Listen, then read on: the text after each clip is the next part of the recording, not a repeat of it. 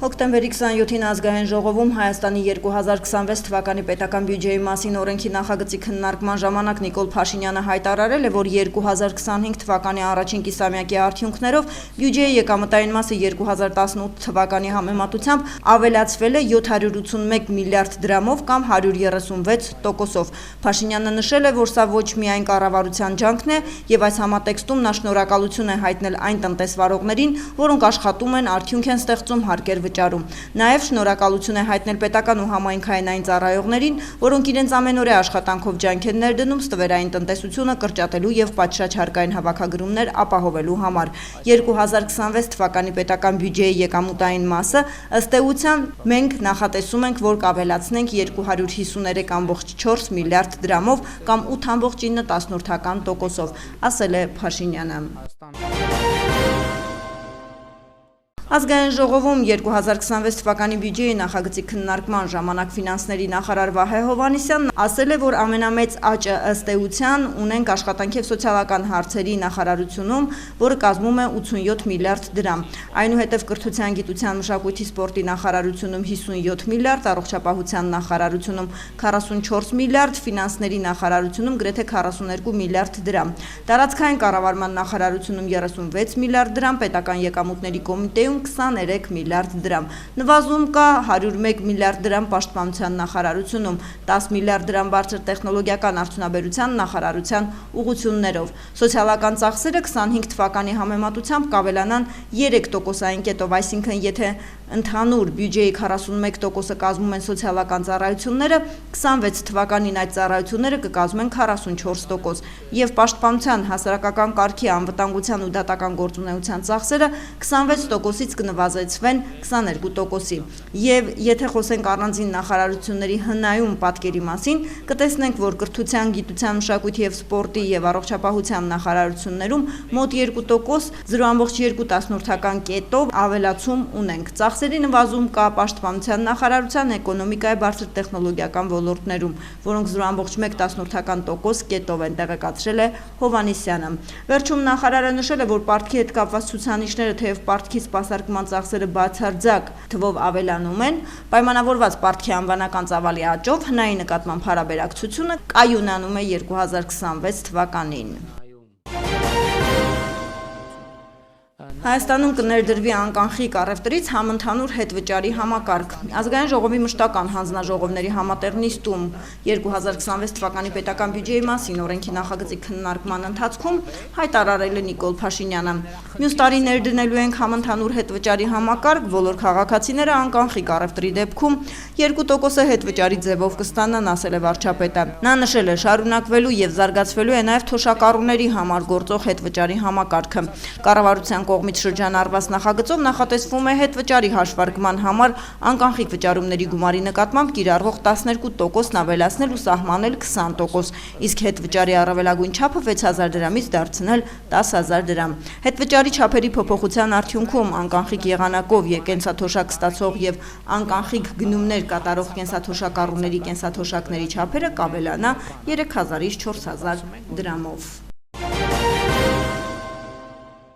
Այսօր հոկտեմբերի 27-ի ահաբեկչության 26-րդ տարելիցն է։ 1999 թվականին Նաիրի Հունանյանի հանցախումբը ներխուժելով ազգային ժողով սպանեց խորհրդարանի խոսնակ Կարեն Դեմիրճյանին, վարչապետ Վազգեն Սարգսյանին, խորհրդարանի փոխնախագահներ Յուրի Բախշյանին, Ռուբեն Միրոյանին, պատգամավորներ Արմենակ Արմենակյանին, Միքայել Քոթանյանին, Հենրիկ Աբրահամյանին եւ նախարար Լեոնարդ Պետրոսյանին։ Եվս 8 հոգի վիրավորվեց։ Զինված հարձակվողները մինչև առավոտ պատանդ պահեցին խորհրդարանի պատգամավորներին ու կառավարության անդամներին։ Հաջորդ օրը հոկտեմբերի 28-ին բանակցությունների արդյունքում նրանք հանձնվեցին իրավապահ մարմիններին։ 2003 թվականի դեկտեմբերին դատարանը Նաիրի Հունանյանին եւ նրա հանցախմբի 5 անդամներին դատապարտեց ցմահ ազատազրկման։ Ցմահ ազատազրկման դատապարտված Վռամ Գալստյանը հետագայում ինքնասպանություն գործեց, իսկ 14 տարվա ազատազրկման դատապարտված Համլետ Ստեփանյանը հանկարծամահ եղավ։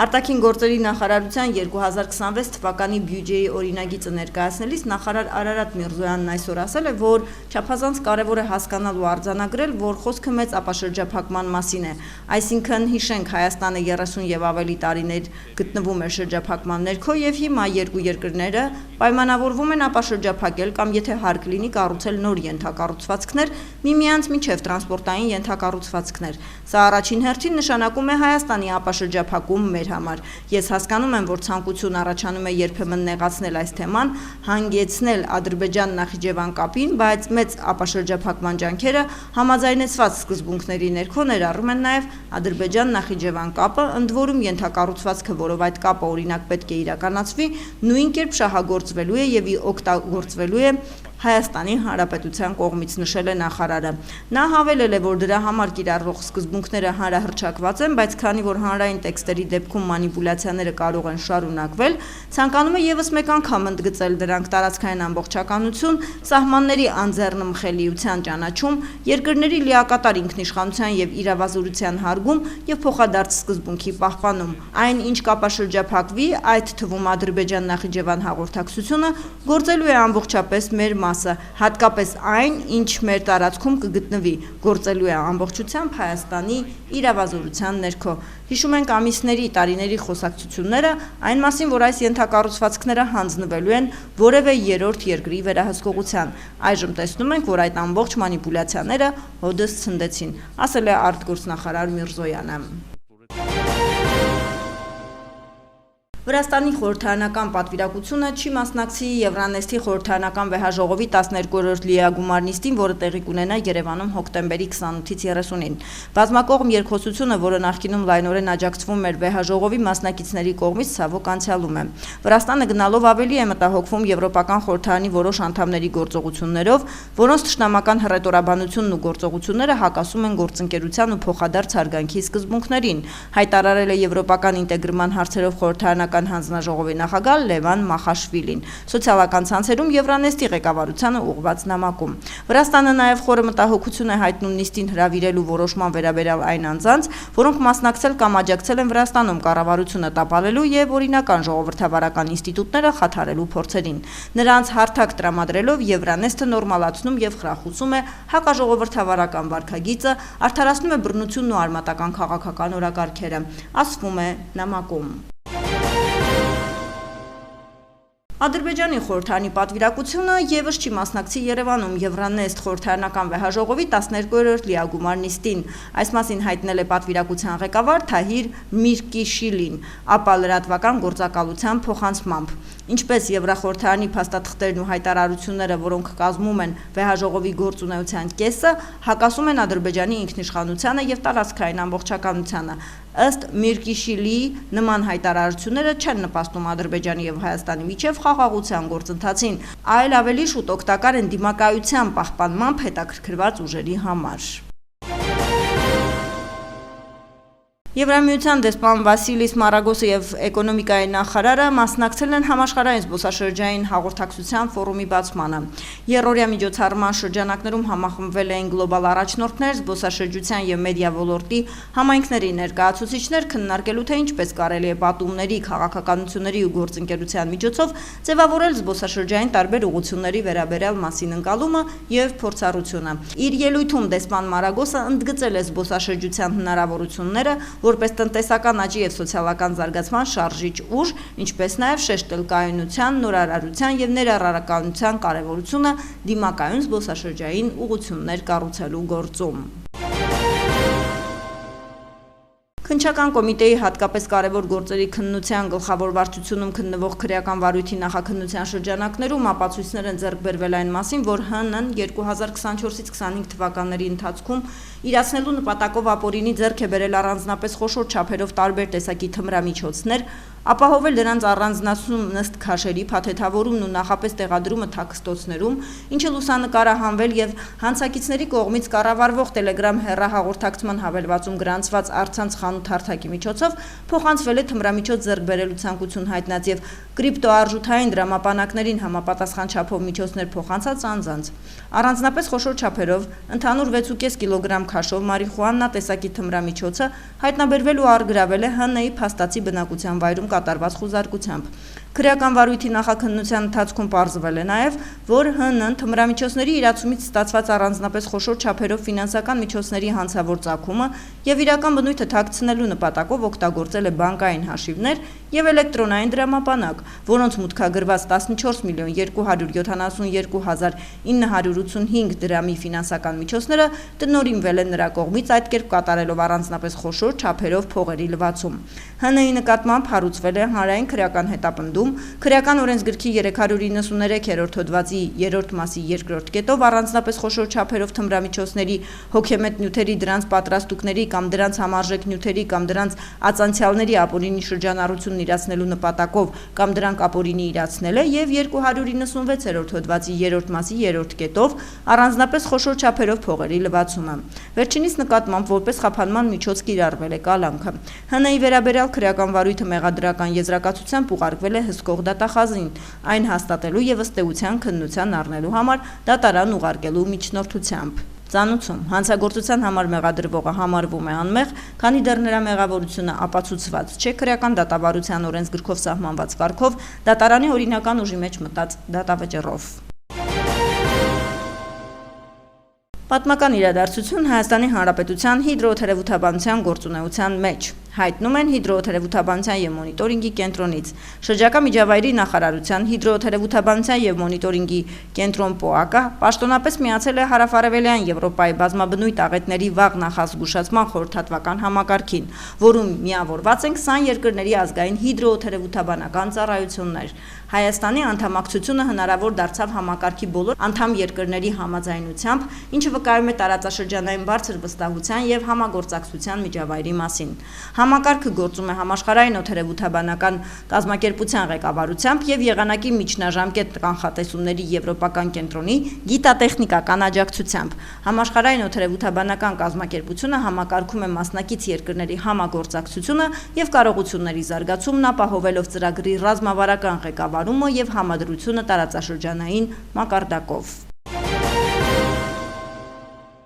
Հոկտեմբերի 20-ից 26-ին ճգնաժամային կառավարման ազգային կենտրոնում գրանցվել է 431 դեպք, որից 143-ը արտակարգ, այս մասին տեղեկացնում են ներքին գործերի նախարարության փրկարար ծառայությունից։ Եղանակային պայմաններով եւ այլ գործոններով պայմանավորված գրանցվել է տրանսպորտային միջոցների արգելափակման 11 դեպք։ Փրկարարները օգնություն են ցուցաբերել 19 քաղաքացու անվտանգ տարածք տեղափոխել ավտոճանապարհներին արգելափակված 12 տրանսպորտային միջոց։ Նախորդ շաբաթվա ընթացքում տուժել է 116, զոհվել 13 մարդ։ Փրկարարական գործողությունների արդյունքում փրկվել է 7 մարդ։